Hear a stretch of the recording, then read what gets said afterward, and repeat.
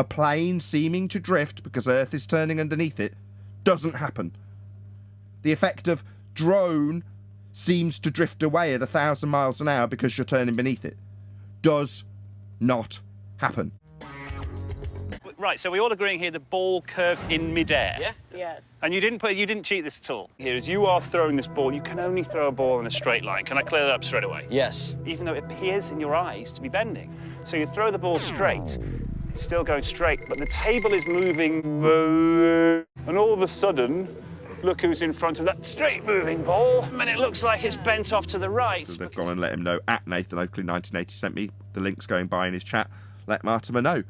We've corrected him. We've took the time, and we do understand these effects to point out how they're not occurring on a globe Earth that's claimed to be turning and would induce drift if it was turning, and it doesn't. Nobody's seeing any drift. Nothing's drifting away 1,000 miles an hour on the equator.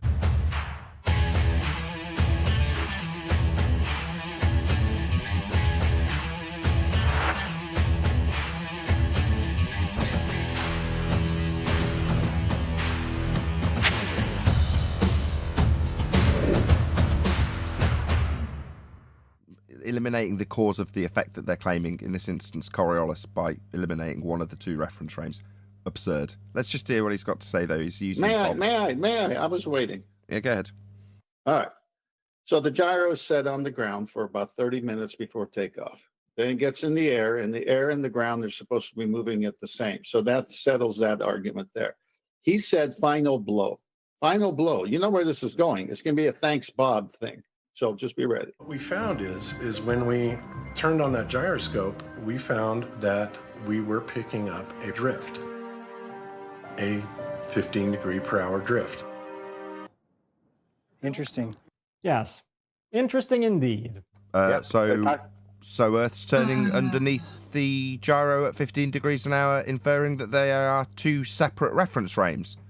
Ergo, flight times would be shortened, and we'd see things drifting away from us at 15 degrees an hour.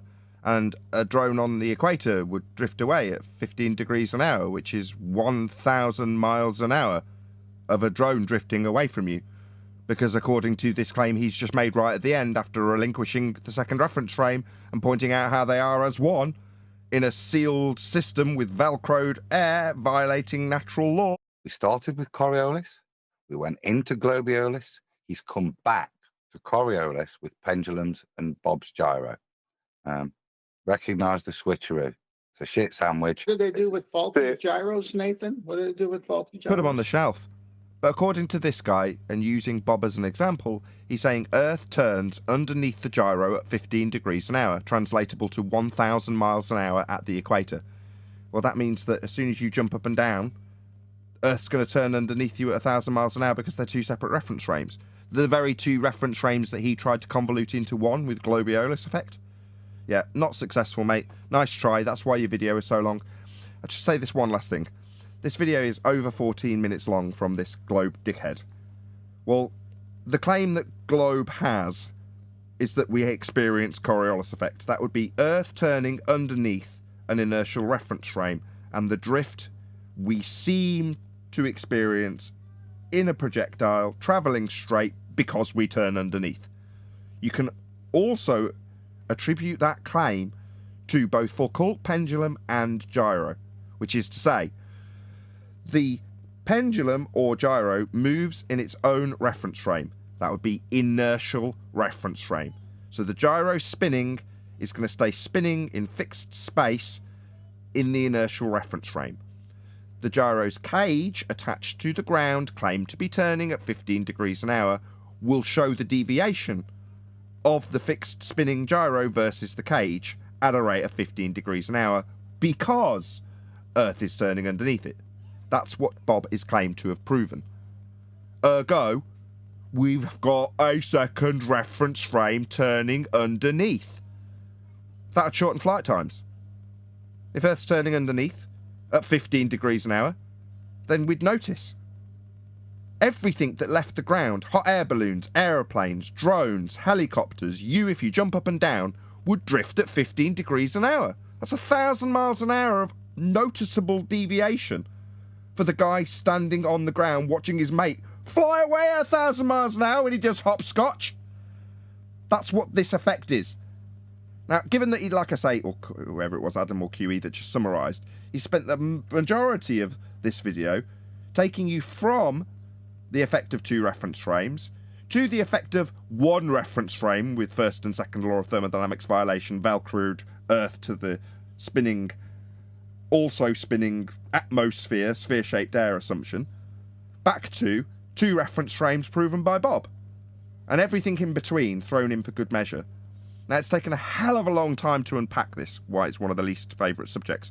I can summarise what he's convoluted for the 15 or so minute video that he's produced in about 30 seconds. Coriolis is the effect of not actual deviation observed from a turning reference frame in the inertial reference frame. Ball tossed straight over roundabout seems to drift because you turn beneath it. There's me summarising it in seconds, because it's not complicated. It needs to be made complicated because that effect of a plane seeming to drift because Earth is turning underneath it doesn't happen. The effect of drone seems to drift away at 1,000 miles an hour because you're turning beneath it does not happen.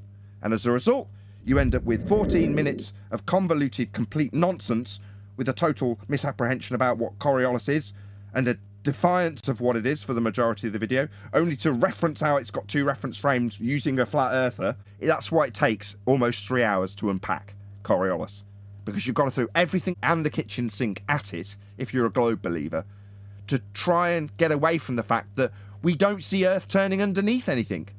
Coriolis is simple, and if people understood how simple it is, they'd recognise immediately that it means that we'd have to be turning underneath stuff in the air, like planes and helicopters and hot air balloons, and we're not. So because it would be really easy for everyone to recognise that Earth isn't turning and there is no drift, they have to turn it into a 14-minute video for something that takes 30 seconds to explain. So that everybody watching his video, Martimer video, like I say, let him know Nathan Oakley 1980 sent me. He needs to confuse everybody watching with a little journey between Globiolus and Coriolis and back again, so that you don't understand what's going on at the end of it. Well, we do, and we will spend the time, especially when we're all in good humour, to pull it apart at every single stage, and then point out how stupid you are at the points that you relinquish second reference frames and so on.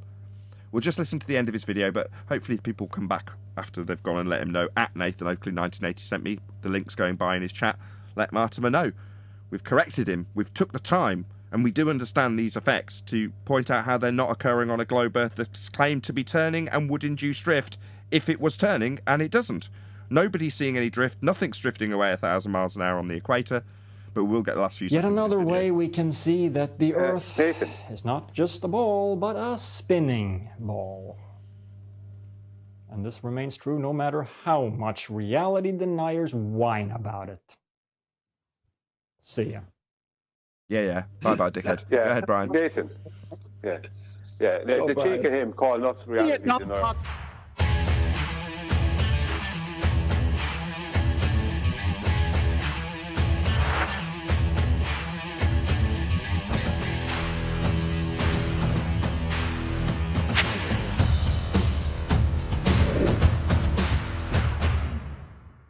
Control to Wolfie Cloud Show. There is a man observing you from a non-inertial turning reference frame. Please make micro adjustments immediately.